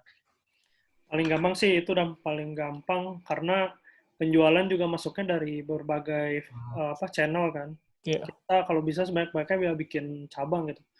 Kalau Di luar tuh ada yang pernah aku tahu ya, dia tuh bikin 1000 artikel, isinya cuman kayak misalkan Idam nih, misalkan jualan salad buah, dia tulis tuh salad buah Antapani, salad buah Kiracono, atau salad buah Margahayu. Dia bikin artikel supaya tujuannya saat orang nyari salad buah tuh di search engine, dia langsung top nomor 1. Cuman harus Idam yang bikin gitu. Harus blognya blog atas nama misalkan brand Anda gitu. Jadi paling gampang sih itu, sampai bikin ribuan artikel yang isinya sih itu aja sebenarnya. Cuman orang jadi notice-nya ke satu channel gitu. Tujuannya buat SEO-nya yang ngarahnya ke satu channel. Kalau pendapat saya sih itu sih. Ya. Mungkin dari yang lain ada. Paham. Thank you. Selain Tokopedia sekarang udah mulai, salah satunya adalah namanya ada member gitu, membership. Ya hal-hal kayak gitulah, benefit buat user gitu. Kurang lebih gitu sih, Dam. Mudah-mudahan kejawab ya. Maaf kalau kurang. Jawab. Thank you. Mungkin nih ada Mas Balet nih yang jago Gimana cara marketing. awareness, Let? Lanjutnya. Atau dilanjutin ya. Gimana? Idam udah cukup? Cukup. Thank you. Oke, kita lanjut aja ke pertanyaan kedua nih. Dari Nadia, langsung aja. Mbak Nadianya, monggo langsung ngomong aja ke Mas Harvey. Monggo. Halo, ini tuh tadi sebenarnya related juga sama presentasinya Ihsan. Kan tadi katanya kalau di UX design tuh nggak ada atau jarang ada inovasi kan. Jadi yang aku tangkep tuh kayak rasanya UX design tuh punya outline gitu. Jadi jarang untuk melakukan breakthrough for innovation. Nah, terus gimana caranya UX menjadi kayak faktor penting buat jadi competitive differentiator. Misalnya, aku nggak tahu sih e-commerce bisnis pertama di Indonesia tuh siapa sebelum Tokped. Nah, gimana caranya kalau misalnya udah ada suatu e-commerce bisnis yang exist for kayak beberapa tahun, dan gimana caranya Tokped kayak melampaui bisnis mereka gitu dengan UX design. Apakah itu mungkin atau emang susah gitu? Oh iya. Oke. Jadi tadi kan dijelasin soal inovasi ya. Sebenarnya kalau yang breakthrough tuh emang kurang lebih ya nggak terlalu sering dalam day to day kita selalu bikin inovasi yang wah gitu. Enggak juga. Cuma bukan berarti hal itu nggak ada, tapi hal itu tuh muncul mungkin karena sekecil apapun perubahannya, inovasinya tuh kadang impact-nya tuh gede. Itu yang menarik juga dari desainnya. Salah satunya contoh dulu tuh kalau Tokopedia, koreksi kalau salah ya, Tokopedia dulu tuh yang pertama ngadain bisa same day delivery gitu sama ojol gitu. Hal itu kan kayak jadi ada opportunity nih yang masih kosong, dan akhirnya mulai siapa duluan yang benar-benar eksekusi gitu. Itu juga jadi salah satu faktor pembeda. Jadinya makanya kenapa design thinking, design sprint yang pokoknya ide secara cepat itu penting banget buat dunia bisnis tuh, karena ya kita harus eksekusi pertama gitu. Salah satu motonya kayak mindsetnya Tokopedia tuh make it happen, make it better. Jadinya buat itu jadi dulu, baru abis itu kita buat semakin lebih baik gitu. Kayak misalnya Tokopedia ngeluarin umroh, hal itu kan belum ada umroh bisa beli di Tokopedia kayak gitu. E-commerce lain akhirnya Shopee mulai ikutin. Mobil juga hal kayak gitu. Ya itu contoh-contoh dari ya inovasi-inovasi yang ada sebenarnya dari karena UX itu benar-benar kerjaannya bareng sama bisnis juga, jadinya mereka juga, kita sebagai UX pun harus punya gambaran soal bisnisnya sih. Jadi kita benar-benar brainstorm gimana sih apa opportunity yang sebenarnya bisa kita pakai gitu.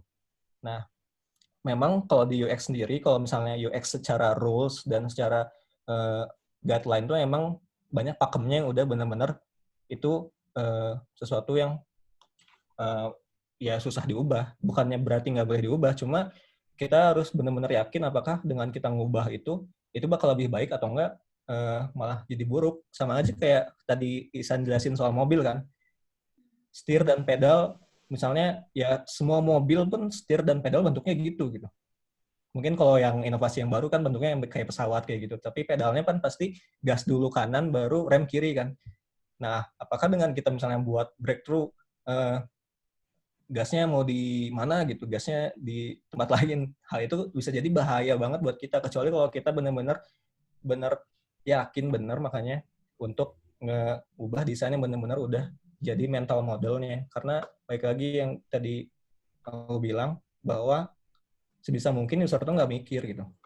Jadi ya emang jangan heran kalau misalnya kalian buka aplikasi apapun sekarang pun hampir sama kan. Membuka Grab, membuka Gojek, membuka Tokped, membuka Shopee, depannya tuh sama gitu. Ada bulat-bulatnya di atas, ada search-nya di atas kayak gitu. Nah, itu tuh salah satu yang guideline yang memang udah terlalu pakem jadinya, bahkan nggak effort sama sekali untuk kita otak-atik lagi, tapi kita carinya ke yang lain. Nah, sementara itu kalau misalkan tadi masalah bisnis duluan dan bisa dikalahin dengan UX, itu banyak banget sih kejadian kalau sekarang kan. Ya contohnya taksi kan mati sama Gojek kayak gitu kan. Taksi dari zaman kapan gitu. Tapi mungkin dari awalnya tuh Uber kan. Uber dia bisa munculin, akhirnya Grab, akhirnya taksi ketinggalan, akhirnya taksi pun ngalah ke Gojek, gabung sama Gojek kayak gitu.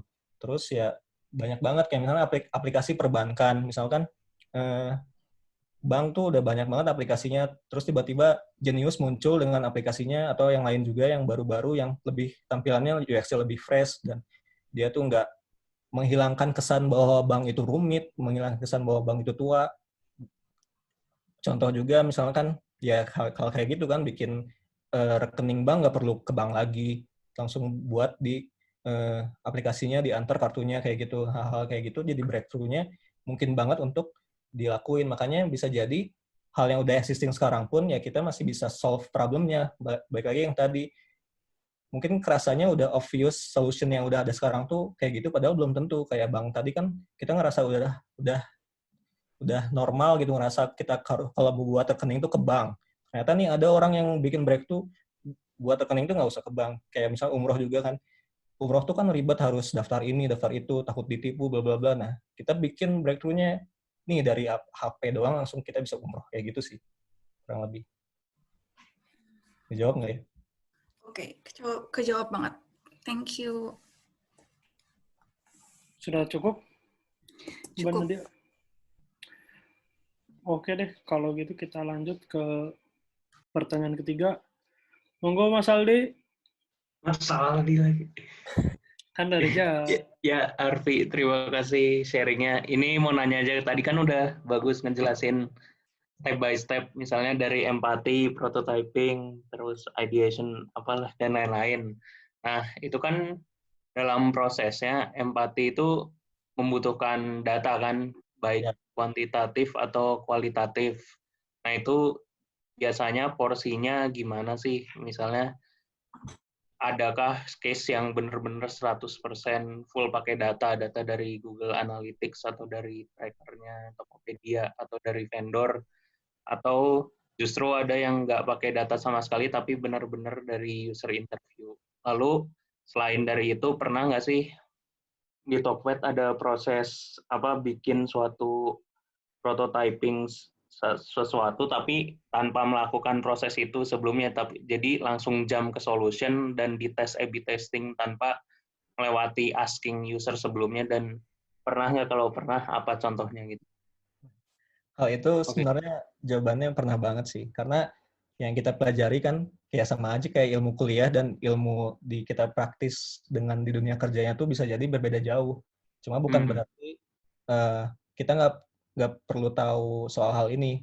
Justru yang penting buat design thinking itu adalah mindset-nya gitu. Karena di setiap step-nya pun dia sebenarnya kalau di empati itu kan bisa jadi user interview, bisa jadi dari data, bisa jadi competitive analysis kayak gitu kan. Nah, hal itu tuh tergantung sama ya keadaan kerja ya. Kerja kita tahu sendiri ada timeline-nya, ada sumber dayanya kayak gitu. Nah, itu tuh yang ngebuat kita kadang emang gak ngelewatin prosesnya secara benar-benar kayak textbook banget, nggak mungkin gitu. Tapi hal itu tuh perlu kita tahu di mindset kita biar walaupun nggak sesuai textbook, tapi esensinya dari empati kita masih dapat. Misalnya walaupun empati yang baik kan harusnya terjun ke user langsung, nemuin mereka dan yang lain. Tapi karena keterbatasan waktu dan tempat misalnya, akhirnya kita bisa lewat data yang udah kita munculin, minta ke data analytics kayak gitu juga mungkin. Bahkan even mungkin kita cuma kompetitif analisis doang, ngelihat komputer lain bikinnya gimana sih, terus kita review sendiri, kira-kira ini bagus atau enggak. Bahkan kita juga ngelakuin user interview itu kan mahal ya, maksudnya effortnya lumayan gede, kita ngundang user ke kantor, kita harus nemuin waktunya, kadang-kadang kan user juga bayar, dikasih itu insentif gitulah intinya. Nah, makanya muncul juga kayak misalnya namanya guerrilla user testing. Jadi kayak misalnya kita benar-benar kita pergi ke Lotte kan, Tokopedia dekat mall. Pergi ke mall, kita bawa prototipe kita tanyain orang yang lewat kayak gitu. Mungkin sampelnya pun nggak jadi banyak, 5 atau 10 atau gitu. Yang bikin yang penting bisa buat kita dapat esensi dari testing itu misalnya, dan kita bisa tahu, bisa sebagai penguat kita sih sebenarnya. Salah satu yang jadinya kena imbasnya kalau kita nggak ngelakuin itu tuh desainernya sendiri sih, saat kita ditanya kenapa ngedesainnya gini. Karena desain itu benar-benar abstrak ya dan subjektif, jadinya kalau misalnya kita bilang desain itu bagus, menurut orang lain enggak tuh itu udah biasa banget. Makanya kita tuh pentingnya perlu research, perlu itu tuh biar kita yakin sama desain kita, saat ditanya desainnya gini kita bisa jawab gitu. Jadi kalau di Tokped bahkan kasarnya mungkin nyebutnya berapa ya, 50% lebih pun cuma quick gitu. Tapi quick itu pasti setelahnya melewati tahap testing dulu kan, misalnya A/B testing. Kalau untuk full release gitu misalnya, itu udah dicoba ternyata feedbacknya jelek, gak jadi rilis atau gimana. Makanya emang kita mindsetnya itu adalah make it happen, make it better kan. Jadinya kita buat dulu, saat udah launch, gather feedbacknya di situ, baru kita perbaiki terus. Makanya mungkin ada yang orang bingung kan, UX tuh kerjanya apa? Kan aplikasinya udah jadi kan. Terus apalagi yang harus diubah. Dan padahal kita ngelakuinnya kayak gitu. Jadi kayak kita ngelempar dulu produknya, dari situ kita upgrade terus. Itu never ending buat kita buat nge-improve desainnya. Lebih banyak kayak gitu kalau memang udah terjun ke dunia bisnis sih. Karena ya emang textbook nggak mungkin jadi ke praktis, tapi yang paling penting mindset-nya tetap kita jalanin aja, kayak gitu. Oke, thank you Arfi. Mungkin dari Ihsan ada yang mau ditambahin? Ya, San. Kalau case-nya berapa persen data yang dikumpulin dulu, di-gather gitu, kalau misalnya tergantung produknya sih. Kalau produknya benar-benar baru, kayak kemarin tuh kita baru nyobain yang printing itu baru tahun lalu, jadi kayak di situ awal-awal tuh benar-benar market research, kayak user interview tuh semuanya tuh dikumpulin gitu sih datanya. Tapi kalau misalnya udah emang berjalan, udah gede, kayak di journey buyer kayak gitu, yang biasa itu mungkin nggak terlalu banyak ya data-data yang diambil buat selling gitu. Oh, berarti tergantung dari produk cycle-nya udah sejauh apa gitu. Iya. Untuk produk cycle. Kadang effortnya kan nggak sesuai juga kalau misalnya kita cuma nge-revamp halaman suatu hal yang kecil, tapi kita perlu interview kemana-mana, itu juga jadinya sia-sia. Tapi kalau emang benar-benar suatu fitur yang baru, kita masih buta sama sekali, baru mungkin kita ngelakuin benar-benar riset gitu. Oke, thank you. Sangat clear. Oke, terima kasih jawabannya nih. Mungkin selanjutnya ya, dari Balat mau nanya sesuatu. Ya, mau nanya. Boleh bisa sih. Saya kan dulu kerja di perusahaan yang base jualannya di website ya yang utamanya. Dan salah satu divisi saya tuh nyambung banget sama kinerjanya website, dan memang problem yang paling gede tuh kedengeran nggak sih? Enggak, dengar. Dengar. Problem yang paling gede tuh memang customer journey website-nya tuh kurang banget gitu. Saya juga nggak tahu kenapa, karena di perusahaan saya waktu itu nggak punya UX designer yang benar-benar kerja di situ, jadi pakai developer dari luar. Dan entah kenapa nggak pernah beres ini masalah customer journey yang memang ribet dan kurang kurang atraktif kali ya desainnya apa segala macamnya. Nah, katakanlah si customer journey ini udah bagus nih. Nah, ada kadaluarsanya nggak sih kalau si customer journey itu udah bagus, cuman ada nggak sih di periode tertentu memang sebagus apapun desainnya harus diganti gitu. Dan misalnya setelah yang diganti itu sebenarnya works banget. Nah, setelah diganti malah pada feedbacknya kurang nih, malah kenapa diganti, enakan yang dulu. Nah, apa itu part of the plan? Kayak part of innovation plan atau harus dikembaliin ke yang dulu atau gimana tuh? Nah itu, ya makasih Bang pertanyaannya. Nah, menurut saya ya, nanti Isan tolong koreksi.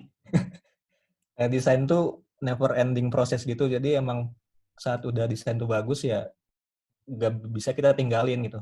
Kita perlu pantau terus kan performance-nya gimana, datanya gimana, karena kan desain tuh berpengaruh juga sama trennya dan lain-lain. Ternyata kompetitor bikin fitur apa yang lebih bagus lagi, kita jadi kalah. Kalau kita berhenti untuk ngelakuin evaluasi gitu dan nggak inovasi yang baru lagi, ya kita bakal kalah kan tentunya. Nah, tapi itu juga trikinya di situ, antara kita harus tahu mana yang benar-benar saatnya ganti, mana yang belum saatnya, dan ya itu tadi, kalau misalkan emang belum ada tanda-tanda dan emang ternyata feedbacknya masih bagus, ya udah kita ya harus bisa baca bahwa kita keep dulu di sini. Tapi saat kita ngelihat ini dari performance kayaknya agak kurang, kita mulai ditinggalin dan bla bla. Nah, itu baru kita berbicara soal mungkin solusinya itu. Dan balik lagi, design thinking itu kan tadi saat kita dapat problem kayak gitu, belum tentu jawabannya selalu revamp lagi tampilannya, bahwa kita harus update lagi websitenya. Jadi website kita menurun trafficnya karena campaign-nya kurang dan lain kan, masih banyak faktor. Makanya kita perlu benar-benar cari tahu problemnya dulu apa. Nah, kalau masalah kita nampilin suatu hal yang baru dan bikin orang itu jadi jadi ngerasa jelek dan kurang, itu tuh hal yang wajar bagi dunia desain sih. Karena ya orang-orang kadang suka takut sama perubahan kan. Jadinya emang contoh simpelnya gini sih. Misalkan saya punya kamar nih, dan kamarnya berantakan. Tapi saya tahu, saya naruh barang-barang saya itu di mana, walaupun itu berantakan. Nah, suatu saat tuh ada yang beresin misalnya. Secara tampilan emang lebih rapi kan kamar.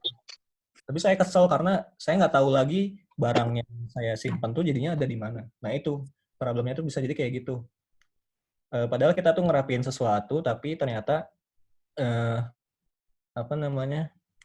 user tuh malah kesel gitu. Kita buat bagus tuh user malah kesel. Nah itu tuh ada beberapa yang memang hal itu wajar terjadi dan kita harus benar-benar kontrol. Karena bisa jadi itu tuh cuma kayak ada faktor user harus belajarnya dulu. Jadi kalau itu sih case yang saya buat waktu seller kan megang seller nih. Jadi dulu tampilan seller tuh udah 9 tahun Tokopedia jalan tuh nggak pernah diganti. Gitu-gitu aja, udah jadul banget. Dan akhirnya kita ganti nih. Pas kita ganti tuh, wah rame banget. Jadi banyak yang, ini gimana sih, ini di mana sih, ini letaknya di mana lagi, ini makanya gimana, jadi pusing, bla bla bla. Nah, makanya kita perlu testing, perlu lihat feedbacknya gimana. Dari situ kita bisa tahu, oh ini tuh cuma tingkatan dari orang belajar lagi dan nantinya bakal mereda dan akhirnya mengerti, atau yang benar-benar desain kita tuh emang nggak berguna gitu. Desain itu kita tuh gagal. Nah, makanya emang penting untuk Part of innovation ya. Apa? Berarti memang tahap inovasi kayak gitu maksudnya Ya pasti bukan ada. masalah yang harus dihindarin. Cuma ya kita ya perlu terus evaluasi aja kalau misalkan ya hal itu ternyata jelek ya. Maksudnya ada bedanya itu tuh cuma kayak tingkatan karena orang harus belajar lagi atau emang itu karena desain kita emang kurang bagus gitu. Ya contohnya kayak logo Instagram gitu, dulu logo Instagram diganti gitu kan, itu tuh bikin protes banyak orang gitu. Tapi ternyata sekarang lama-kelamaan brandnya Instagram dengan logo kayak gitu tuh dikenal banget dan ya pokoknya malah usernya malah meningkat drastis. Instagram kan pernah ngelakuin ya benar-benar ganti tampilannya ya, walaupun di awal ada gejolak penolakan, tapi ya itu bisa jadi wajar, tapi perlu dievaluasi gitu. Itu sih.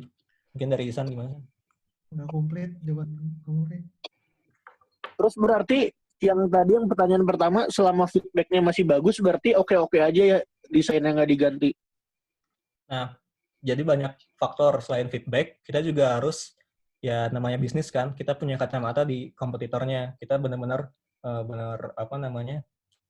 ya kita mata-matain kompetitor kita, kayak misalnya kompetitor kita mulai ngelakuin ini, terus atau enggak kita ya balik lagi ngelakuin analisis kira-kira ada kesempatan apa yang bisa kita tambahin, kayak misalnya tadi kayak Tokopedia kan akhirnya ngelakuin tadinya nggak ada kurir yang same day, bisa sekarang kurirnya bisa pakai Gojek sama Grab. Mungkin bisa jadi hal itu kan munculnya kalau kita ngelihat hal yang dari website kita udah bagus ya bisa jadi, cuma faktornya banyak sih, salah satunya itu. Bisa jawab nggak? Kalau ini sih Bal, kalau apa ya, ini pengalaman pakai Facebook nih, kan dia website juga. Kalau kita lihat nih sekarang buka Facebook, kita bisa nge-back desain Facebook yang baru tuh ke desain Facebook klasik gitu. Ya. Jadi kalau di masa transisi ada dua jenis tampilan yang kita masih bisa nge-back ke desain awalnya gitu. Mungkin di masa transisi perlu sih, jadi ada penilaiannya gitu. Ya, itu juga kita lakuin waktu di Tokopedia sih. Kita seller bisa back dulu. Dari situ kita dapat feedbacknya. Kita pantau nih berapa orang yang back kayak gitu. Bahkan Gmail pun dulu gitu kan. Ada tampilan Gmail yang klasik, tampilan Gmail yang baru kayak gitu sih. Bagaimana Mas Balat? Apa sudah cukup? Tunggu, tadi apa ya? Ini berarti nggak ada pakem yang misalnya nggak ada masalah apapun, cuman ada periode tertentu desain itu harus ganti, nggak ada ya? Soalnya kan kalau di saya dulu di clothing tuh, contohnya lah dalam 3 bulan mau barang itu laku banget atau enggak, dalam 3 bulan tuh harus ganti konsep desain baju gitu misalnya gitu. Kalau di UX tuh kayak gitu nggak sih, atau memang tergantung benchmark dari kompetitor atau feedback yang kurang? Berarti nggak ada kali ya periode tertentu di mana sebagus apapun itu desain harus diganti gitu? Iya, sebenarnya soalnya nggak ada desain paling bagus sih, karena ya mindset-nya tuh progresif gitu loh. Walaupun udah bagus, kita harus mikir gimana cara lebih bagusinnya lagi gitu. Jadi nggak pernah berhenti gitu.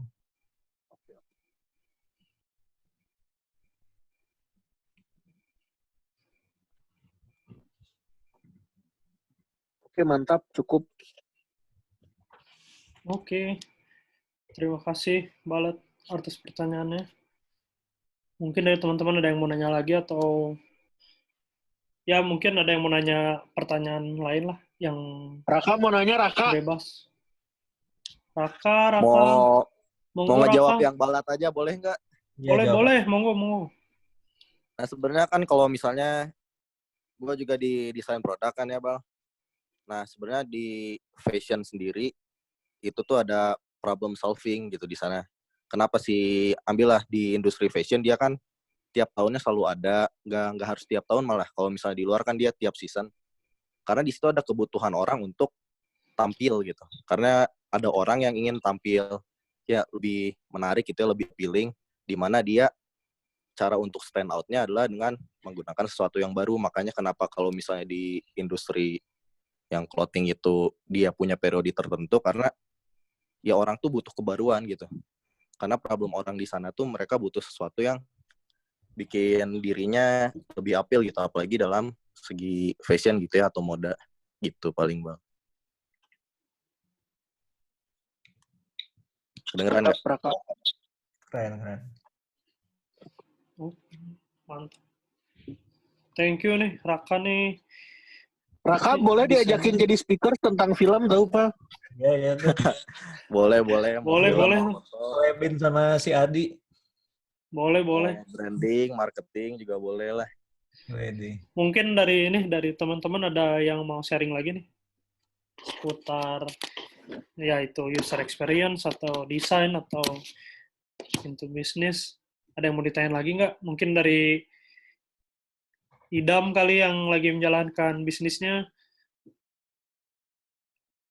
atau Mas Jody, Gisha, siapa ya nih? Greg. Ini Greg siapa Greg? Atau Kirei? Sebenarnya sih teman-teman di sini kita tujuannya memang buat sharing aja sih. Maksudnya nggak ada yang mungkin di sini kita bukan maksudnya menggurui gitu. Tapi kita kalau ada masalah juga boleh di-sharing di sini. Siapa tahu teman-teman yang lagi on di sini bisa bantu jawab juga gitu.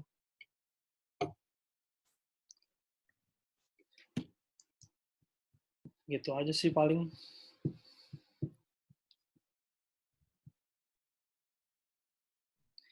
Mungkin kalau ada yang mau materinya yang tadi Arfi atau Isan sampein gimana nih? Apa boleh di-share nih ke teman-teman? Boleh. Coba tahu. Sebenarnya ini materi yang ada di internet juga sih. Oh ini nih, Nadia ada pertanyaan lagi nih. Monggo Nadia. Jadi pernah nggak as a UX designers, kayak misalnya kalau Tokped mau kerja sama nggak tahu Gojek atau other parties yang lain, pernah nggak Gojeknya kayak minta demand untuk supaya UX designersnya kayak improve sesuatu desain buat online platformnya? Gimana ya caranya? Ya gitu, ngerti nggak pertanyaannya?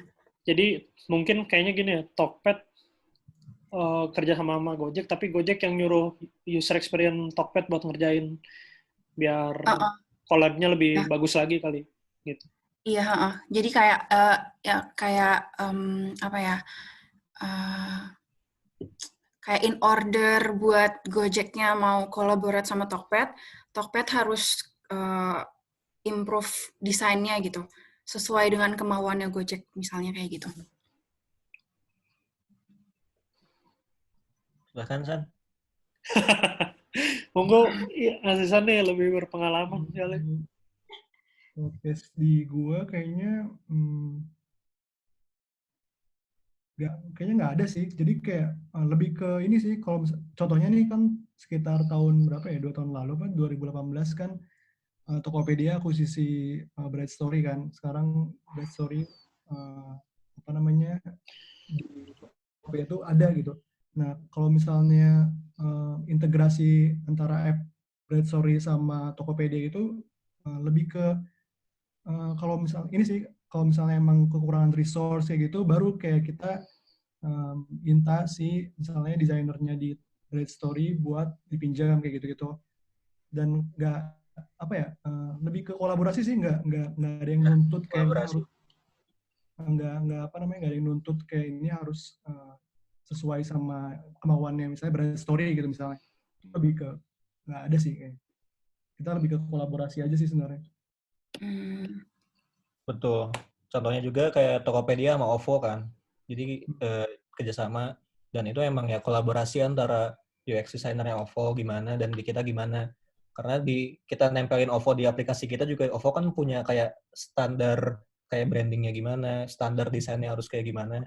Nah, itu kita fit in ke aplikasi kita punya experience-nya gimana. Jadi lebih kolaborasi aja, tapi nggak sampai kayak hal kayak apa ya, demand harus kayak gini enggak sih. Lebih banyaknya kolaborasi sih kalau jadi UX designer, saling debat-debat gitu. Gitu sih. Berarti ini nggak sih, Vi, ada tim khusus gitu, maksudnya tim khusus antara OVO sama Tokped yang nanganin satu case gitu. Dibikin satu tim tapi kan, maksudnya bukan tektok kan. Nah, jadi kalau UX designer tuh kan kerjanya nggak sendiri kan. Dia tuh ada PM namanya, product manager. Nah, product manager tuh biasanya yang nge-define requirement-nya, kayak persyaratannya apa aja dia. Jadi lebih banyak dia yang benar-benar saling align sama misalnya pihak terkaitnya sama OVO misalnya. Jadi product manager baru ke kita. Kayak gitu sih. Jadi benar-benar kolaborasi. Bagaimana Mbak Nadia? Apakah ada yang ditanyakan lagi? Oke. Oke, terima kasih.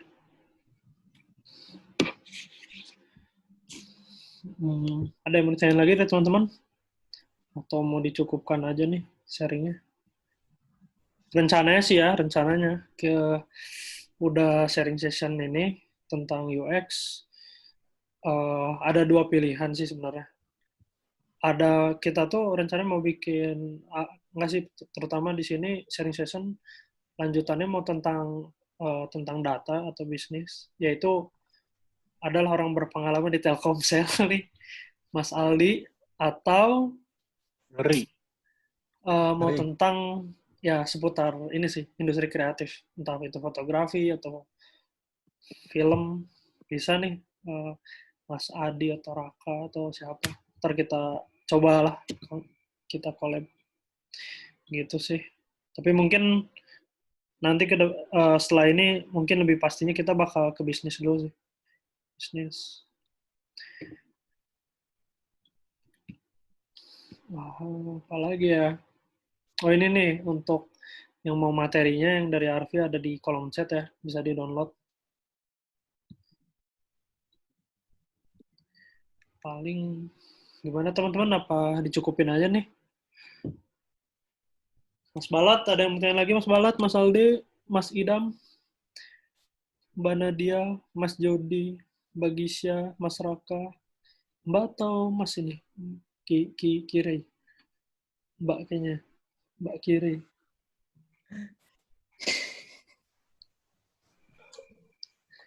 Mungkin udah ya. Udah cukup kali ya. Oh, ini dari Isan udah ada nih. Oke, teman-teman. Terima kasih banyak nih atas waktunya. Terima kasih juga kepada para pembicara nih.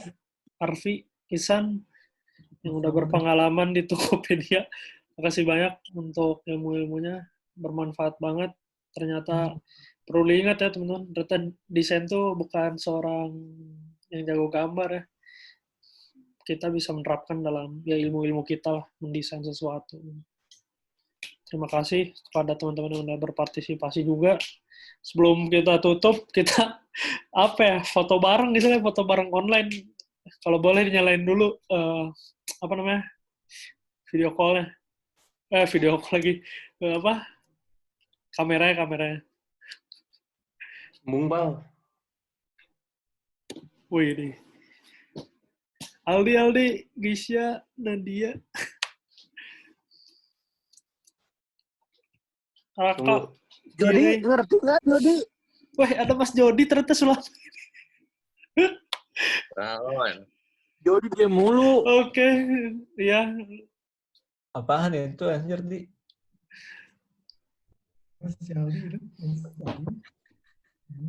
Oke nih, ini udah nih, Gisya, Nadia tidak mau. Ya udahlah. Oke, terima kasih nih. Ntar ya, semuanya lihat ini dulu lihat kameranya. Belang-belangnya. Foto. Oke, ada Nadia atau Gisya, ayo Gisya. Atau Gisya sedang menghilang. Ya udah. Kita segini nih. Di, jangan ditutup, Di. Botak aing. Bapak botak. Pakai baju olahraga lagi. Gitu ya. Ya udah deh, kita foto ya. Kita lihat semua lihat kameranya. Oke, 1, 2, 3. Lagi. Satu lagi.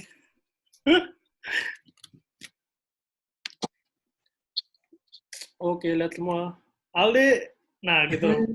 1, 2, 3. Oke, terima kasih teman-teman. Nanti fotonya bisa DM saya aja kalau mau. Terima kasih ya. Terima kasih Arfi, Isan, Jody, semuanya. Terima kasih. Thank you.